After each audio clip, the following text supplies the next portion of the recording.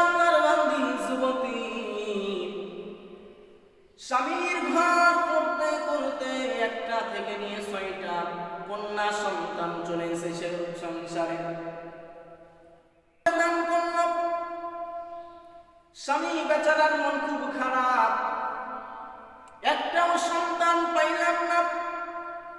6টাই হলো, 6টাই কন্যা সন্তান বের হলো।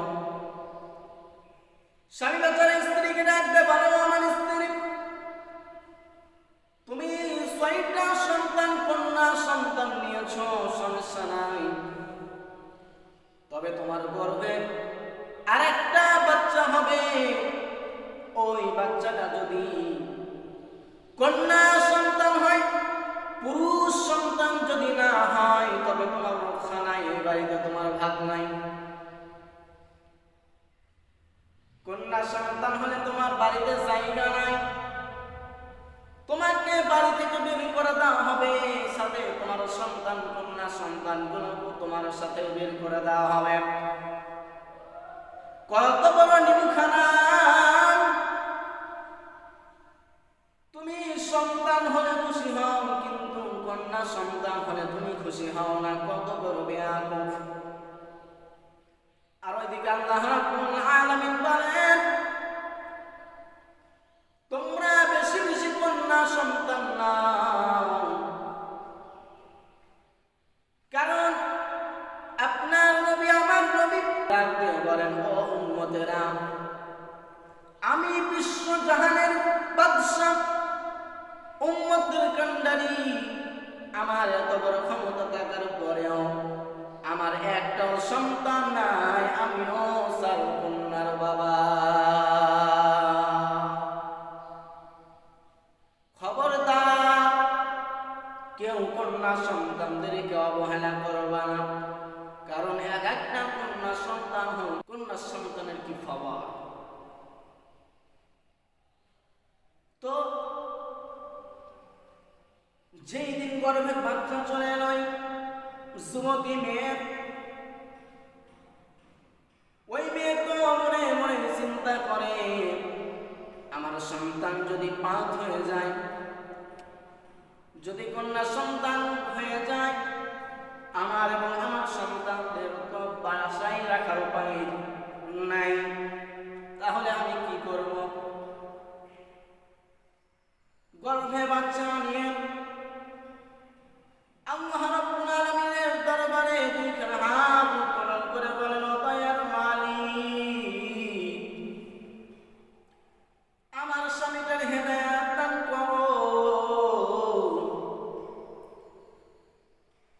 নবী বলেছেন, কন্যা সন্তান বেশি বেশি নাও, কিন্তু আমার স্বামী তো বুঝে না, আমার স্বামীকে তুমি হেদায়েত দান করো।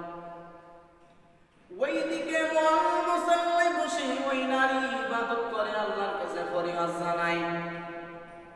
আর এদিকে যুবক ঘুমান্ত অবস্থায় ঘুমাচ্ছে রাত্রেবেলায়। রাত্রেবেলায় একটা আল্লাহ স্বপ্ন দেখাইলেন, কিয়ামতের দিন, কঠিন মুসিবতের সময়, সবাইকে যখন জাহান্নামে নিয়ে যাওয়া হচ্ছে, ওই যুবককে গ্রেফতার করে ফেরেশতা বাহিনী জাহান্নামে নিয়ে যাচ্ছেন। জাহান্নামে নিয়ে যাচ্ছেন, আর 1 নম্বরে যখন গেটে তাকে ফেলা হবে, তার একটা কন্যা সন্তান দাঁড়িয়ে আছে। কন্যা সন্তান ডাকতে বলেন, ফেরেশতা সাবধান, আমার জন্মদাতা পিতাকে যদি জাহান্নামে নিয়ে যাওয়া হয়, আমি এই গেট থেকে সরব না।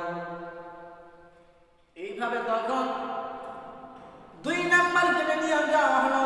2 নাম্বার গেটে দেখে আর একজন কন্যা সন্তান গেটে দাঁড়ায় আছে, তখনও পারল না। এইভাবে করতে করতে করতে 6 নম্বর গেট পর্যন্ত যখন হলো, 7ম নাম্বার গেটে যেহেতু আর মুক্তি নাই, এই 7ম নম্বর আরেকজন কন্যা সন্তান লাগবে না, লাগবে না।